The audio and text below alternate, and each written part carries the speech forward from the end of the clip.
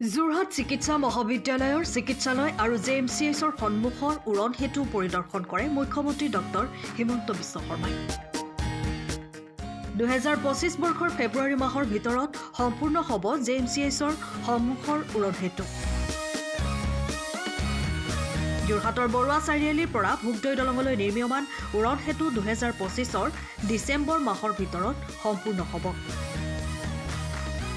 উৰণ সেতুৰ কাম-কাজ পৰিদৰ্শন কৰাৰ পাছতেই জেএমচিএছত উপস্থিত হয় মুখ্যমন্ত্ৰীগৰাকী জেএমচিএছৰ অধ্যক্ষ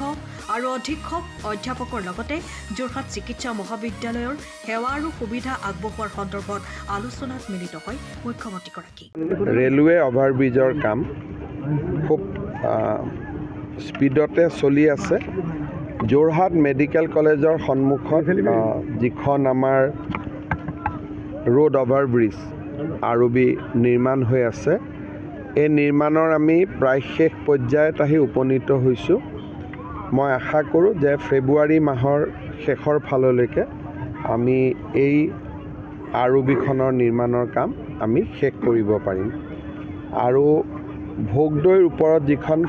ভোগদৈৰ কাষত যিখন ফ্লাইঅভাৰৰ নিৰ্মাণ কাম চলি আছে বৰুৱা চাৰিআলিৰ পৰা সেইখনো আমি ডিচেম্বৰ মাহৰ শেষৰ সপ্তাহলৈকে গৈ অহা বছৰ আমি সমাপ্ত কৰিব পাৰিম ৰেলৱে ড্ৰয়িংটো এপ্ৰুভ কৰোঁতে অকণমান তেওঁলোকৰ টেকনিকেল ক্লিয়াৰেন্স আহোঁতে দেৰি হোৱাৰ কাৰণে এই উৰণীয়া সেতু বা আৰবিখনৰ যিটো নিৰ্মাণৰ কাম 3 মাহমান অলপ পলম হ'ল কিন্তু এতিয়া ৰেল বা আমাৰ APDCL কাৰো লগত এতিয়া সমস্যা নাই দিনে নিশাই কাম চলি আছে গতিকে মই ভাবোঁ যে ডিচেম্বৰৰ ভিতৰত ইৰেকশ্যনৰ কাম হৈ যাব বাকী ৰেলৱেৰ পৰা এটা ক্লিয়াৰেন্স লাগিব আৰু বাকী কামখিনি সমাপন কৰোঁতে মোটামুটি ফেব্ৰুৱাৰী মাহত হৈ যাব বৰুৱা চাৰিআলিখন আপোনালোকে 1.5 বছৰ বৰুৱা চাৰিআলিখন আমি ডিচেম্বৰ 2025ত আমি শেষ কৰিম বুলি মনত ভাবি লৈছোঁ এতিয়াতো আপোনাৰ 12-14 মাহ মানে হ'বগৈ আজিকালি ফ্লাইঅভাৰ কৰোঁতে ইমানেই সময় লাগে ইয়াত বেছি লাগিল কিয় ৰেল জড়িত হৈ আছে য'ত ৰেলৱে জড়িত নাই তাত যিহেতু আমাৰ ৰাস্তাৰ ওপৰত কৰি যাব লাগে গতিকে ইমান সময় নালাগে ইয়াতে আমাৰ অসুবিধাটো আছিল কি ৰেলৱেৰ পৰা ড্ৰয়িং আনিব লাগিব ৰেলে ড্ৰয়িং এপ্ৰুভ কৰিব লাগিব ৰেলে ব্লকেজ দিব লাগিব কিছুমান ৰেলৱে অভাৰব্ৰিজ কৰোঁতে সময় লাগে উৰণীয়া সেতু কৰোঁতে ইমান সময় নালাগে আমাৰ মই ভাবোঁ যে বাই ফেব্ৰুৱাৰী গোটেইকেইটা খুঁটাৰ কাম হৈ যাব গতিকে বৰুৱা চাৰিআলিখন আমাক ইমান সময় নালাগে 25 ডিচেম্বৰ খুব বেছি জানুৱাৰী খুব বেছি ফেব্ৰুৱাৰী ইমানতে শেষ হৈ যাব আৰবিত অলপ সময় লাগে কাৰণ ৰেলৰ লগত অলপ কমিউনিকেশ্যনত অলপ তেওঁলোকে ৰেলৱে ছেফটিটো চাই ক্লিয়াৰেন্স দিয়ে তেওঁলোকে অলপ সময় লয়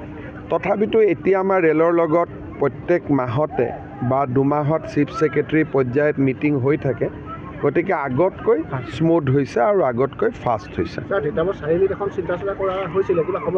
লাহে লাহে হৈ থাকিব ইয়াততো আমাৰ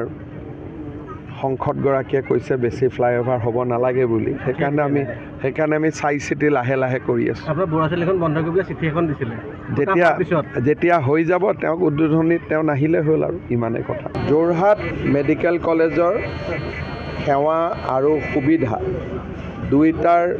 বৃদ্ধি কৰাৰ বাবে বা বিভিন্ন প্ৰয়োজনীয়তাৰ ওপৰত মেডিকেল কলেজৰ অধ্যক্ষ আৰু অধ্যাপিকাসকলৰ লগত আমি কথা বতৰা পাতিলোঁ কেইবাটাও সুবিধা মেডিকেল কলেজত প্ৰয়োজন আছে এটা পেইং কেবিন ব্লক এটাৰ প্ৰয়োজন আছে আমাৰ খুব সোনকালে ইয়াতে ছুপাৰ স্পেচিয়েলিটি হস্পিটেলৰ কনষ্ট্ৰাকশ্যন আৰম্ভ হ'ব তাৰ কাৰণেও কিছুমান আনুষংগিক কাম কৰাৰ প্ৰয়োজনীয়তা আছে এই ধৰণে তেখেতসকলৰ পৰা বিভিন্ন সুবিধা অসুবিধাৰ মই বুজ ল'লোঁ আৰু যিমানখিনি আমি অনাগত দিনত কৰিব পাৰিম সেইখিনি কৰাৰ বাবে প্ৰচেষ্টা কৰিম আৰু যোৱা কেইটামান মাহত যিবিলাক ঘটনা মেডিকেল কলেজত ঘটিছে তাৰ বিষয়েও মই বুজ ল'লোঁ আৰু যিমানখিনি কাৰেক্টিভ মেজাৰ ল'ব লাগে সেইখিনি আমি লোৱাৰ বাবে চেষ্টা কৰিম সময়ৰ খবৰ সময়ত পাবলৈ ফলো কৰক টাইম অফ আছা।